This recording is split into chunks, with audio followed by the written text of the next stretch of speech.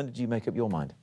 Well, I've always been a Eurosceptic, and I always believe in sticking to your principles, really, and having conviction. But I've also consulted with the constituency as well to get their views. Yeah, so your constituents in Morley, you've talked to them about this. I mean, I assume they already knew when they voted for you that you were Eurosceptic anyway. Yes, I mean, 2 years ago, do you remember the Let Britain Decide campaign where we was trying to get the referendum? I took a street stall right around the constituency. I got about 700 signatures for it, and 3/4 of them was very much wanting to be out. And also, in the last week, I've sent an email out to constituents, and we've had 600 back. And again, 3/4 of them want to be out. So you're talking to the people who put you in Parliament. What do you make of the likes of Boris Johnson, who seem to the rest of us to have dithered until the final moment and he's decided he wants to go out? Is that fair to his constituents? I can't comment for other MPs, really. I know my own personal views, and I think Boris has really tried to look at both sides of the argument, and I'm very pleased to have him on the Out campaign. I think is a good asset for us to have there, really. So.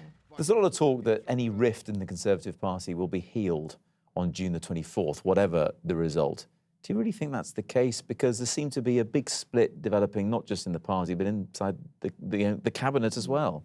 Well, as I've been speaking to my colleagues over the last few months, because it's obviously been a hot topic, really, and whether with the new intake, for example, the new intake, we've all signed this letter saying that we want, positive grown-up politics and pull together afterwards. And I know that similar things have been happening with the 2010 intake. So I mean, it's took 18 years for the Conservatives to have a majority government. We're not going to mess it up, really. Yeah, because prior to that, of course, there were huge rifts in the Conservative Party that perhaps took 18 years. Yeah. To heal. You must be thinking, this could happen again.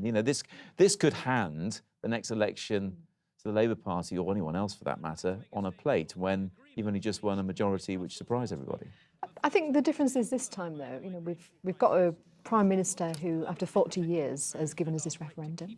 I mean, I've never had a referendum in my time at 41 years old. And so I think the fact, even though he's on the in campaign, us outers do respect that we've got this vote at last. So it's a different ball game than it was all those years ago. As Andy said in his report at the start there, 122 days to go. There'll be people watching who are already bored of all this EU talk. Are you concerned that it'll run out of steam a little bit? People will get turned off as we head towards June?